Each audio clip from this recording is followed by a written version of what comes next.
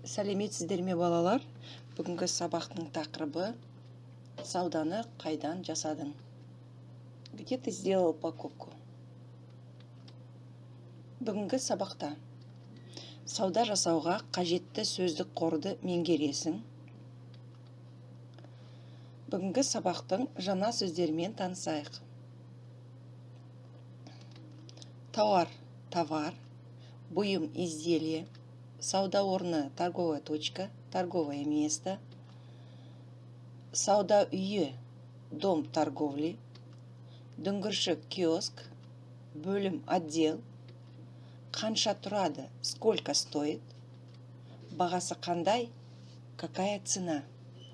Балалар, қайталаймын. Тауар, бұйым, сауда орны, сауда үйі, дүңгіршек, бөлім, қанша тұрады, бағасы қандай. Жақсы балалар, жаңа сөздерді сөздік дәптерге жазып алыңыздар.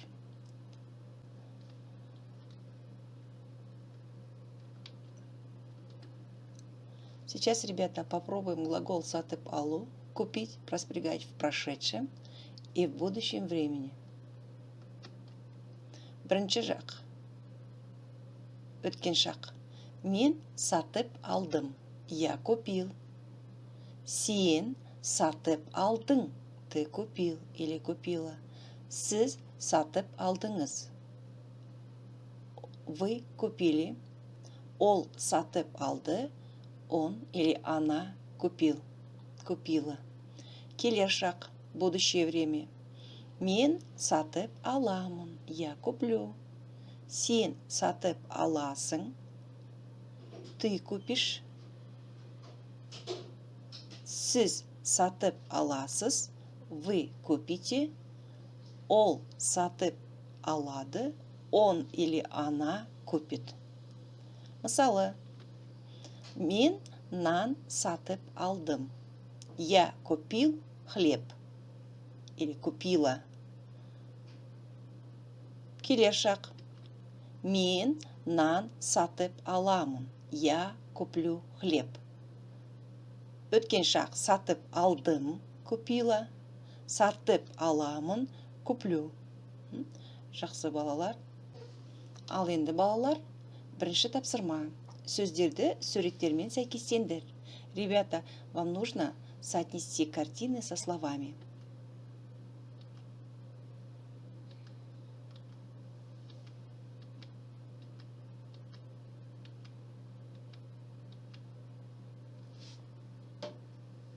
Мынау қандай дүкен, балалар? Қалай ойлайсыңдар? Иә, бұл бізде аяқ киім дүкені, жиһаз дүкені, гүлдер дүкені, кітап дүкені, жеміс жидектер дүкені, спорт тауарлары дүкені, магазин спортивных товаров, зергерлік бұйымдар дүкені, ювелирный магазин, ойыншықтар дүкені, магазин игрушек, кеңсе тауарлары дүкені, магазин канцтоваров, ыдыс аяқ дүкені, магазин посуды, құрылыс заттары дүкені, магазин строительных материалов. Жақсы балалар, келесі тапсырмаға көшейік. Тыңдалым.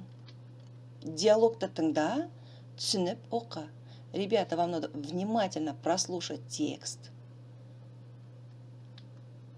Фудмастердің сүті қанша тұрады? Сколько стоит молоко фудмастера?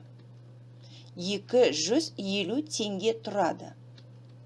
Бір сүт және 2 нан беріңізші. Тағы бірдеме аласыз ба?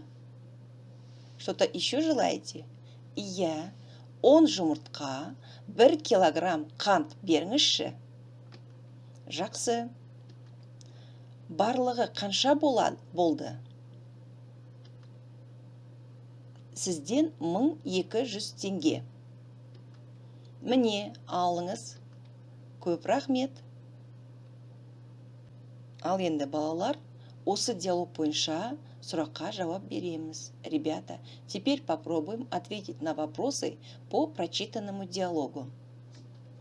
Бұл кімдердің арасындағы диалог? Это диалог между кем? Сатып алушы не сатып алды? Сүттің бағасы қандай? Сатып алушы қанша ақша төледі? Төледі, заплатил. Сатып алушы сауданы қандай дүкенде жасады? Неге олай ойлайсың? В каком магазине покупатель сделал покупку? Почему так думаешь? Это задание вы мне отправляете голосовым сообщением. Қай дүкеннен не аласың? В каком магазине какую покупку сделаешь? Жиһаз дүкені, ойыншықтар дүкені, жеміс-жидектер дүкені, аяқ киім дүкені. Балалар, мұқият суретке қараңдар. Алманы біз қай жерден сатып аламыз? Орындық, бәтеңке, ойыншықтар. Посмотрите внимательно, в каком магазине что мы купим. Ал енді өзімізді тексеріп көрейік. Алманы қайдан сатып аламыз? Иә, жеміс-жидектер дүкенінен сатып аламыз. Орындық, жиһаздар дүкенінен сатып аламыз. Ойыншықтар дүкенінен сатып аламыз. Бәтеңкені аяқ киім дүкенінен сатып аламыз. Дәптерлеріңізді ашыңыздар, бүгінгі күнді жазыңыздар. Желтоқсанның 24-і. Сауданы қайда жасадың? 3-ші тапсырма 40-шы бет. Соңғы 3 айда не сатып алдың? Сол туралы үлгі бойынша диалог құрып жаз. Что ты купил за последние 3 месяца? Составь по образцу диалог и напиши. Үлгі. О, қонжық, мынау керемет қой, қайдан сатып алдың? О, медвежонок, какой красивый. Или прекрасный. Қайдан сатып алдың? Где ты купил? Әкем супермаркеттен ойыншықтар бөлімінен сатып әперді. Отец купил в супермаркете в отделе игрушек. Ал мына бадминтонды қайдан сатып алдың? А где купил этот бадминтон?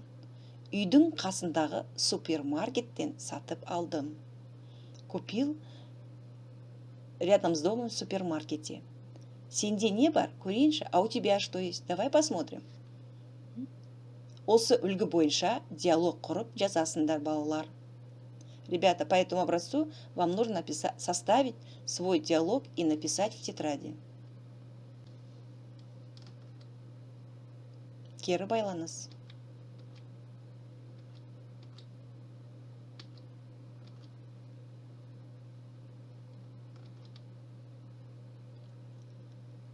Жақсы балалар, сабақ аяқталды. Сау болыңыздар.